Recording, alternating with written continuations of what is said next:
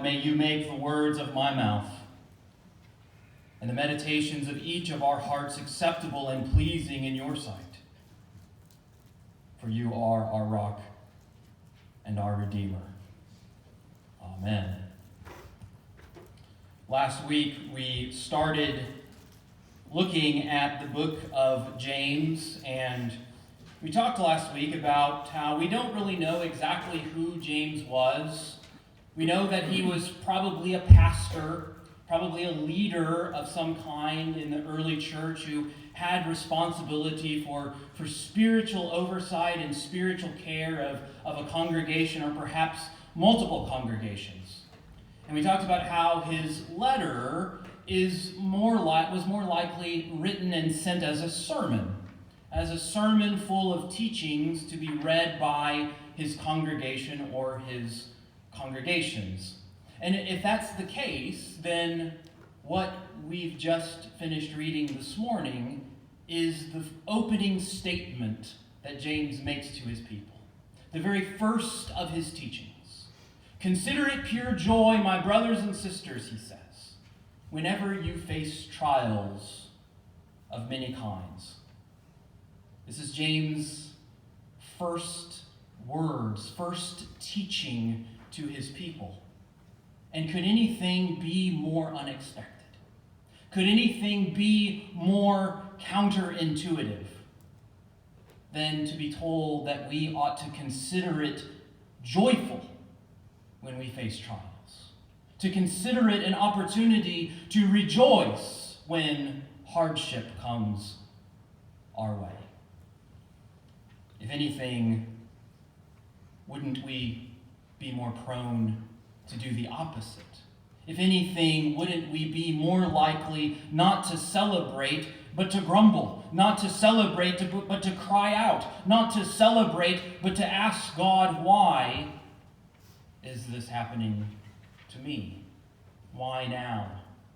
What is this all about? Last Sunday, I made hospital visits and calls to people who have difficulty in their lives, whose lives are not well at the moment. And on Monday, I did a funeral, and I didn't see a lot of joy in those places. I didn't see a lot of joy in those circumstances, and I didn't expect to see a lot of joy in those circumstances. When the dark clouds of pain and the dark clouds of grief and the dark clouds of hardship and uncertainty and anxiety and fear and grief roll into our lives, joy is about the last thing that's on our minds. And surely as a pastor, James would have known that. James would have seen that. So how is it that he can say to us, take joy, rejoice, be joyful, consider it pure joy when these things come your way? Is it possible that maybe what's happening here is just something being lost in translation? That when we take what James said in his original language, Greek, and we move it to our English, that something of his original intent, something of his original meaning is lost. That happens sometimes, like that game of telephone when this person says one thing and by the time it gets here, the meaning has changed. The message has changed over time. Our Bibles say, consider it pure joy, or sometimes it's translated as rejoice when you face these trials. But in actuality, if anything, our English is probably not strong enough to capture what James is actually saying. What James is actually saying is more like, more than anything else in your life, take joy in this. More than any other fact, this one should bring you rejoicing. And so if the translation option is off the table, then the question becomes, is it possible that James knows something that we don't? Is it possible that James is working from a set of facts or working from a set of assumptions or working from a perspective that makes it possible for him to say what he does, as counterintuitive and as unexpected as it may sound to us? We have this interesting dynamic in our house, and it has to do with glasses, of all things. Three of us, as you have surely observed, are all optically challenged. So we have to wear glasses. And my daughter, who is the only one who at this point has not been burdened with having to wear glasses around all the time, sometimes feels left out. And in her little mind, she doesn't understand that every one of us, all the rest of us, would trade with her in a second if we could just get rid of having to wear glasses all the time. For her, it's just kind of unfair.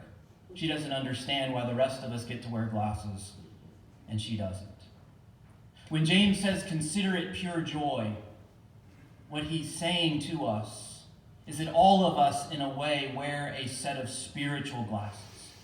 All of us wear a set of glasses, a set of spectacles that shape the way we interpret and understand the things that happen to us, that help us to digest what comes into our lives and the things that happen around us, that help us to take meaning and define what happens in our lives and in our world. That's why maybe the most important word James speaks in this passage that we've read this morning is the very first one, the word consider.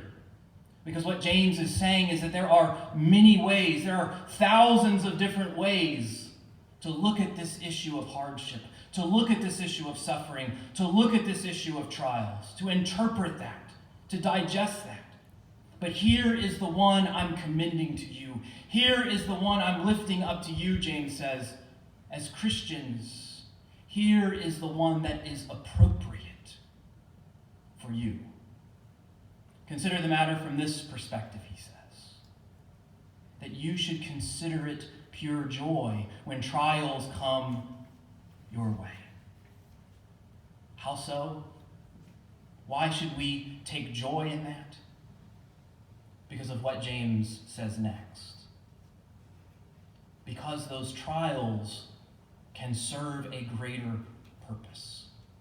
Because those trials put your faith to the test. And it's only when your faith is put to the test that your faith, to use James' word, produces perseverance. It's only when your faith is put on the line that your faith can be strengthened, that your faith can grow, that your faith can be solidified.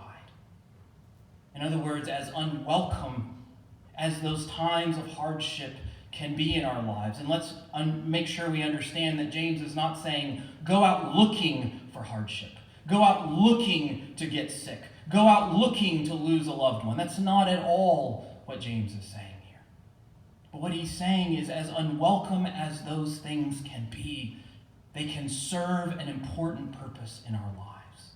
They can do something unique for us. They are a unique opportunity for our faith to grow, for our faith to strengthen, for our faith to be solidified, for our faith to be put on the line, put to the test, for us to have the opportunity to actually walk the walk instead of just talking the talk, for us to actually do more than simply say that God can be trusted and that God can be depended upon in theory, but to actually trust and to actually depend when everything is on the line and all the chips are down.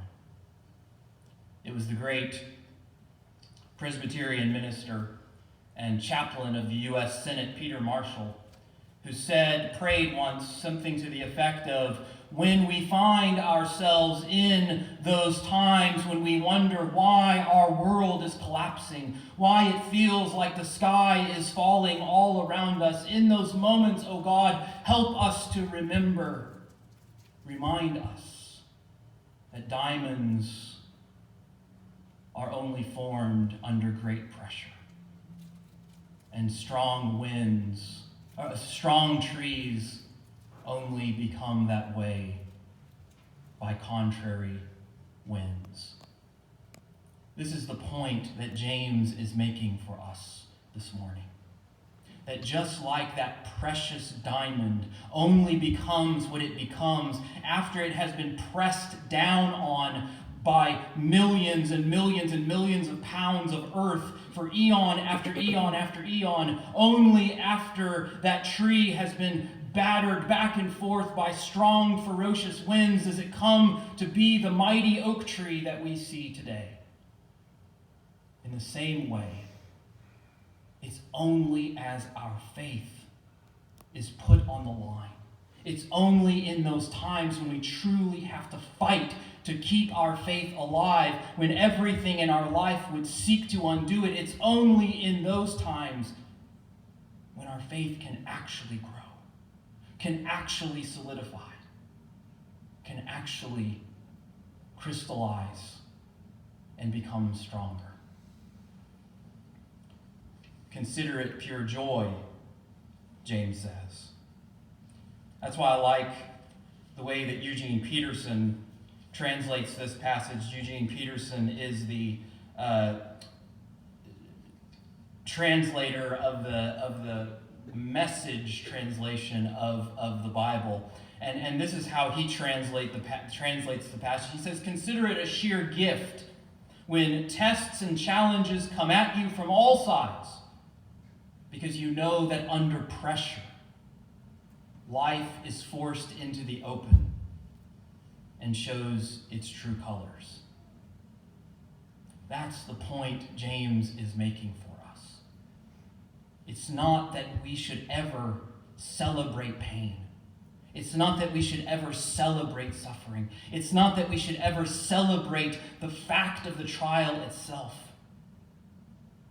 It's that as Christians, we have the ability, because we trust in God, to see that even in those difficult times, God is doing something. Even in those difficult times, God has a greater end and a greater purpose in mind. It's those times that we really have the chance to see just how strong our faith is, but even more than that, just how strong our faith can be when God is with us. They are not welcome times, but they're necessary times. They're times when it's all put to the test, when it all becomes real. I think of it like Mount Everest. Mount Everest is fascinating to me, the tallest mountain in the world, but it's also sort of has this magnetic draw to mountaineers, and I'm not a mountaineer, but it has this draw from mountaineers from all over the world wanting to prove their mettle by climbing Mount Everest. Because you can read about Mount Everest all day long. You can read about the challenges of climbing Mount Everest, dealing with the altitude and dealing with the thin air and dealing with the ferocious winds and the cold temperatures, dealing with being on that mountain for days and days and days and weeks and weeks and weeks, trying to get to the top. You can read about people who've made the attempt and not succeeded. But it's only by actually going there. It's only by actually setting your foot on that mountain. It's only by actually putting one foot in front of the other and proceeding toward the summit that you actually make it. It's only by our faith being put to the test that the mettle of our faith, that the strength of our faith, that the substance of our faith can actually be proven, and not to God, but more so to us. Trials, tribulations, suffering, pain, grief, these are not things to take joy in just because they are. These are not things that we should celebrate out of some sadistic kind of mindset. We don't celebrate them in and of themselves. What we celebrate is that even for as painful as they can be, for as unwelcome as they can be, for as hard as they can be, our God is stronger. Our God is greater. And he has a purpose for each one of us. To grow us, as James says, into mature, perfect, holy Christians, made into the image of Christ. That's the work he's doing from the first breath we take to the last breath we breathe, and at every point in between, through all the ups and downs. the joy we take is that as hard as those trials are, they are part of that. God is with us, and God is bringing that good work even closer to completion. And if we face those trials with the faith that he has given us, keeping our eyes focused on him, even our hardest trials, in fact, especially our hardest trials, will only bring us closer to him. And now to him alone be all glory, forever and ever. Amen.